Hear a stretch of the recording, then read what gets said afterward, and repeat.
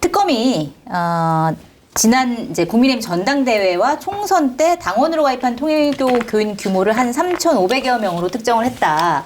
그리고 이게 뭐 국민의힘 경남도당에서 단체로 가입했다는 얘기를 듣고 가서 이제 압수수색을 했더니 수십 명분의 가입서 묶음을 발견했다 이거예요.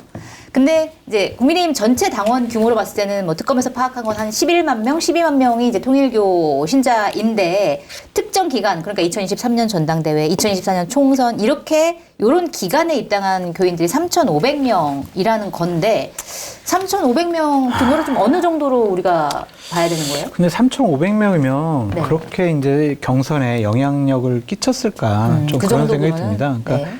예를 들면은 지난번 전당대회 때 투표한 인원이 한 45만 명 내외 네. 그 정도 되잖아요. 그럼 3,500명이면은 네.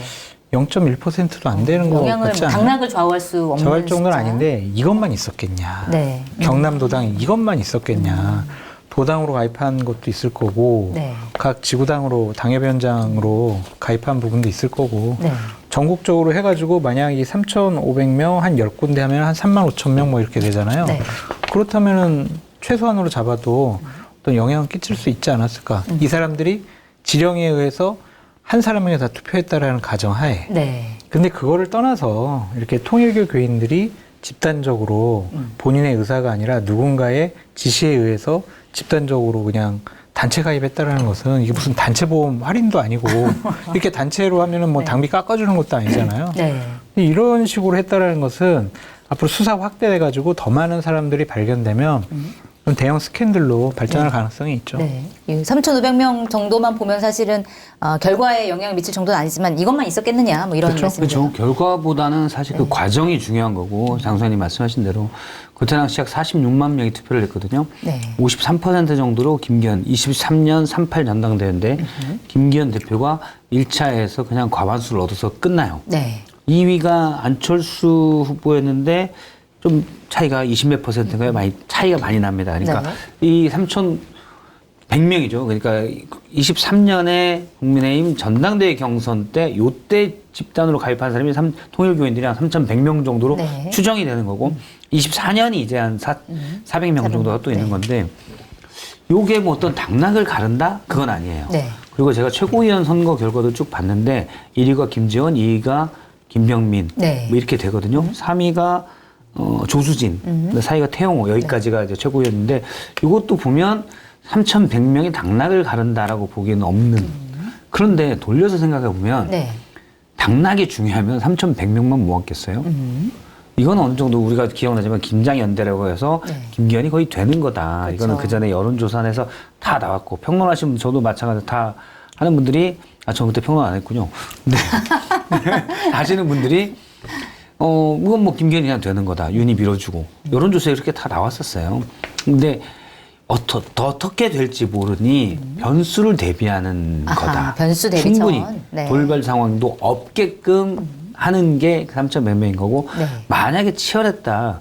그러면 이 3,100명이 아니고 뭐 31만 명일 수도 있고, 네, 3만 명일 수도 있고 올라가겠죠. 그래서 이거는 그 결과보다도 과정이 훨씬 중요한데 말씀하신 대로 그냥 정규분리인데 네. 교인들이 일반 단체 노조나 이런 것과 다른 경우는 교주에게 충성도가 높다는 거잖아요. 거의 그러니까. 심적으로 그렇죠. 지배돼 있는 거라는 거잖아요. 네. 노조원들이 노조위원장에게 심적으로 지배돼 있잖아요. 투표로 해서 뽑고. 근데 교주를 투표로 뽑지는 않잖아요. 네. 그러니까 그래서 정규분리가 더 중요한 건데 이런 분들이 집단적으로 위에 조직에 의해서 통일교는 자신들의 현안을 해결하기 위해서 네.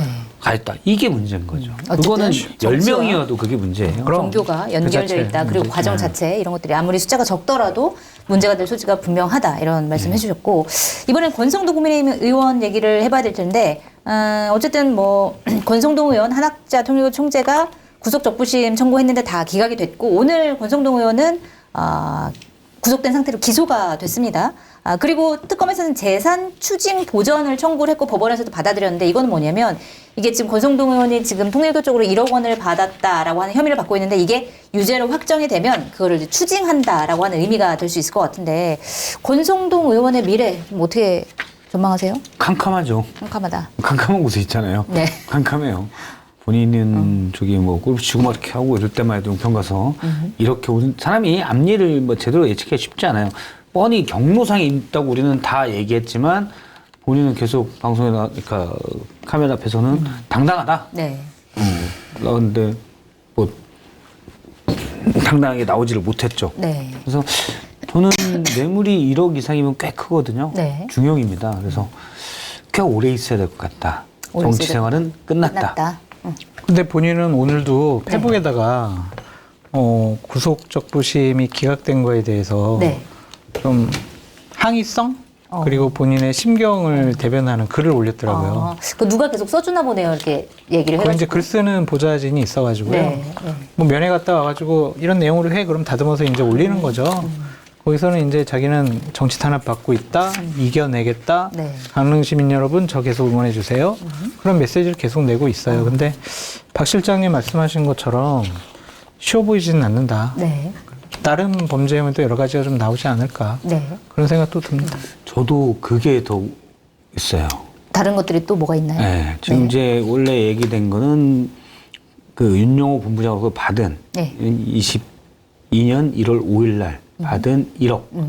그 중에 5천이 이제 왕자가 써져 있는 네. 한지에 묶여 있긴 했지만 그래서 그건 윤석열 거 아니었냐라고 얘기는 되지만 어쨌든 거기다 쇼핑백도 혐의를 받고 있고 조사하다 보면 그러면은 혹시 다른 게 있냐. 네.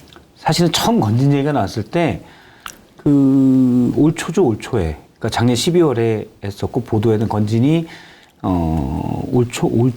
초 봄쯤에 이제 건진이 조사를 받고 있다. 네. 이런 게 나왔었는데 그때 바로 뭐 여의도에서는 이건 권성동이 타깃이다. 오, 그러니까 네. 타깃을 잡고 하는 게 아니라 권성동이 다친다. 그런 얘기가 있었어요. 네. 그래서 그러면 이것뿐이겠느냐, 혹시 더 뭐가 없느냐, 라는 의혹도 생기는 네. 거죠. 줄줄이 뭐가 더 나올 수도 있다. 권성동 의원과 관련해서. 네. 네. 특검이 뭐 어디까지 수사를 하고 있는지 아직 뭐 밝혀지진 않았지만 조금 더 지켜보도록 하고.